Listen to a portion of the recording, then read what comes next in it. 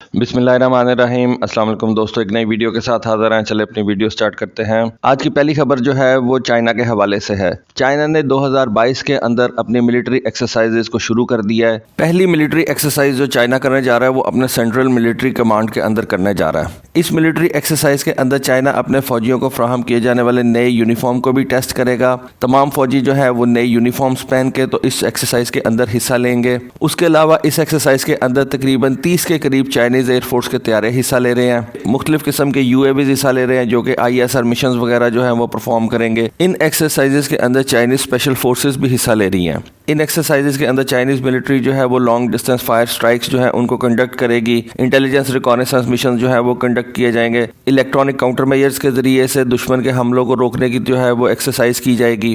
سال کے سٹارٹ کے اندر ہی چائنا نے ایک بہت بڑی ایکسرسائز جو ہے اس کو کنڈکٹ کرنے کا فیصلہ کیا ہے اور اس ایکسرسائز کے اندر چائنیز آرمی کے ساتھ ساتھ چائنیز ایئر فورس بھی حصہ لے رہی ہے۔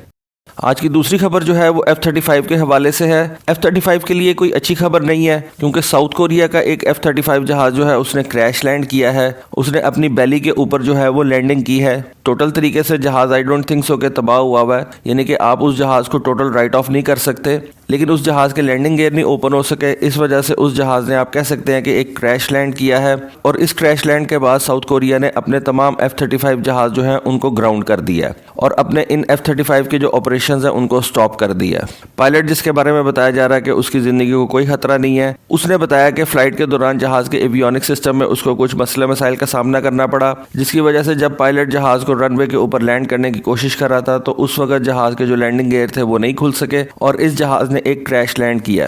ساؤتھ کوریا کی ایئر فورس جو ہے اس نے تقریباً 40 F-35A جہازوں کا آرڈر کر رکھا ہے امریکہ کو، اور ان 40 جہازوں میں سے تقریباً 30 جو ہے وہ ساؤتھ کوریا کی ایئر فورس کو مل چکے ہوئے ہیں۔ ایک نے کریش لینڈ کر دیا ہے، باقی 29 جو ہے ان کو گراؤنڈ کر دیا گیا۔ جیسے جیسے اس کے اوپر کوئی مزید اپڈیٹ آئے گی میں انشاءاللہ آپ کو انفارم رکھوں گا۔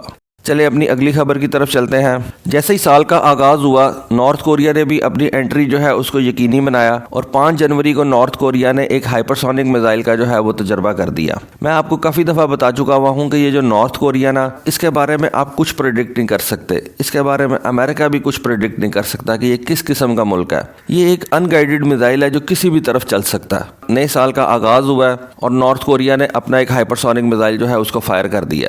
اس ہائپرسونک میزائل کے بارے میں تھوڑی سی تفصیلات جو ہے وہ نارتھ کوریا کی طرف سے حاصل ہوئی ہیں، اور انہوں نے بتایا کہ یہ جو ہائپرسونک میزائل انہوں نے فائر کیا ہے اس کو انہوں نے ایک رشین راکٹ کے اوپر رکھ کے جو ہے وہ چلایا۔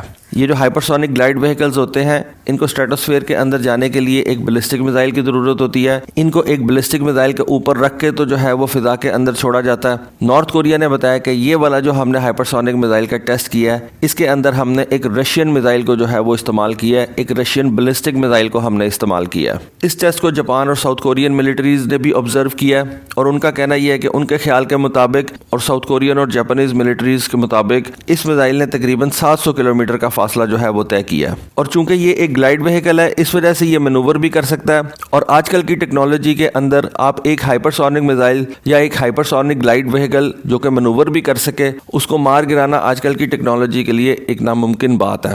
تو نارتھ کوریا جو ہے وہ اس طرح کے کام کرتا رہتا ہے۔ جاپان، امریکہ اور ساؤتھ کوریا کا وہ آن ایج رکھتا ہے۔ جب بھی یہ ممالک اس کے خلاف کوئی بات کرنے لگتے ہیں وہ اس طرح کا ایک تجربہ جو ہے نا وہ کنڈکٹ کر کے ان کو دوبارہ سے جو ہے نا وہ چپ کرا دیتا ہے۔ آج کی آخری خبر جو ہے وہ پاکستان ایئر فورس کے JF-17 تھنڈر بلاک 3 کے حوالے سے ہے۔ آپ سب کو اس خبر کے بارے میں پتہ چل چکا ہوا ہے، تھوڑا سا میں اس کے بارے میں آپ کو ایڈ کر دوں کہ یہ ایک سیریمنی جو ہے وہ کنڈکٹ کی گئی ہے کامرا کے اندر یہ جہاز جو ہے ان کو بنایا جاتا ہے۔ جو تصویریں سامنے آئی ہیں ان سے یہ پتہ چلتا ہے کہ تقریباً 10 JF-17 تھنڈر بلاک 3 جو ہے ان کو تیار کیا گیا، ابھی ان کے اوپر پینٹ ہونا باقی ہے۔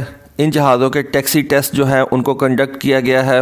تصویروں سے جو چیزیں سمجھ میں آتی ہیں ان سے یہ پتہ چلتا ہے کہ یہ جہاز PL-15 میزائل بھی اٹھا سکتا ہے، PL-10 میزائل بھی اٹھا سکتا ہے، اس کے ساتھ ساتھ اینٹی شپ رول کے لیے CM-400 AKG میزائلز بھی اٹھا کے لے کے جا سکتا ہے۔ CM-400 AKG میزائلز کی تصویریں ہم پہلے بھی JF-17 تھنڈر کے اوپر دیکھ چکے ہیں، لیکن PL-10 اور PL-15 کے بارے میں آپ کہہ سکتے ہیں کہ PAF نے ان کو آفیشلی جو ہے نا وہ ریکگنائز کیا ہے اور دنیا کے سامنے وہ لے کے آئے ہیں، اور پاسبلٹی یہی ہے کہ اس JF-17 تھنڈر کے بلاک 3 کو 23 مارچ کی پریڈ کے اوپر جو ہے وہ دنیا کے سامنے لے کے آیا جائے اور یہ 23 مارچ کی پریڈ کے اندر فلائی پاس کا حصہ بنے۔ JF-17 تھنڈر بلاک 3 کے بارے میں آپ کہہ سکتے ہیں کہ یہ پاکستان ایئر فورس کا پہلا جہاز ہے جس کے اندر AESA ریڈارز جو ہیں وہ انسٹالڈ ہیں۔ اس سے پہلے پاکستان ایئر فورس کے کسی بھی فائٹر جیٹ کے اوپر AESA ریڈارز جو ہیں وہ انسٹالڈ نہیں ہے۔ PAF AESA ریڈارز آلریڈی استعمال کر رہی ہے۔ PAF کے پاس کافی گراؤنڈ بیس ایسے ریڈارز ہیں جو کہ AESA ریڈارز ہیں۔ PAF کے جو ایریائز ہیں ان کے اوپر AESA ریڈارز لگے ہوئے ہیں، لیکن پاکستان ایئر فورس کے فائٹر جیٹس کے اندر ابھی تک کوئی ایسا جہاز نہیں تھا جس کے اوپر AESA ریڈارز لگے ہوں۔ اس جہاز کے اوپر اگر دیکھا جائے تو کافی زیادہ ایسے اکوپمنٹس نئے لگائے گئے ہیں جو اس کی سروائیویبلٹی کو جو ہے وہ انکریز کرتے ہیں۔ ریڈار وارننگ ریسیورز ہو گئے، میزل اپروچ وارننگ ریسیورز ہو گئے، یہ اس جہاز کے مختلف حصوں کے اوپر لگائے گئے ہیں۔ اس کے ہیڈ کے بارے میں ہم کہہ سکتے ہیں کہ یہ ایک بڑا ہیڈ اس کے اوپر لگایا گیا ہے، وائڈ اینگل ہیڈ اس کے اوپر لگایا گیا ہے، AESA ریڈارز اس کے اوپر لگائے گئے ہیں۔ اس جہاز کی جو سب سے بڑی کیپیبلٹی ہے وہ میں سمجھتا ہوں کہ AESA ریڈارز ہیں، کیونکہ ان AESA ریڈارز کو جیم کرنا کافی زیادہ مشکل ہوتا ہے۔ دوبارہ کہوں گا، ناممکن نہیں ہوتا، کافی زیادہ مشکل ہوتا ہے۔ یہ AESA ریڈارز جو ہے یہ نہ صرف سکین کرنے کے لیے کام آتے ہیں، میزائل فائر کرنے کے کام آتے ہیں، بلکہ یہ AESA ریڈارز جو ہے یہ دشمن کے ریڈارز کو جیم کرنے کے کام بھی آتے ہیں۔ یہ جو AESA ریڈارز ہے نا، یہ ایک بہت بڑی جائنٹ لیپ ہے آپ کہہ سکتے ہیں پاکستان ایئر فورس کی کیپیبلٹیز کے اندر۔ آئی نو کہ باقی ممالک جو ہے وہ بھی اس کو استعمال کر رہے ہیں، لیکن پاکستان ایئر فورس کے پاس یہ پہلا جہاز آیا ہے جس کے اندر AESA ریڈارز جو ہے وہ انسٹالڈ ہیں، اور یہ پاکستان ایئر فورس کی الیکٹرانک کاؤنٹر میئر کیپیبلٹیز جو ہیں اس کو بہت زیادہ انکریز کر دیں گے۔ پلان کے مطابق پاکستان ایئر فورس 50 بلاک 3 کے جہاز جو ہے وہ پہلے اپنے فلیٹ کے اندر انڈکٹ کرے گی، اس کے بعد آہستہ آہستہ جو پرانے بلاک کے JF-17 تھنڈرز ہیں ان کو بلاک 3 کنفیگریشن کے اوپر جو ہے وہ اپ گریڈ کیا جائے گا۔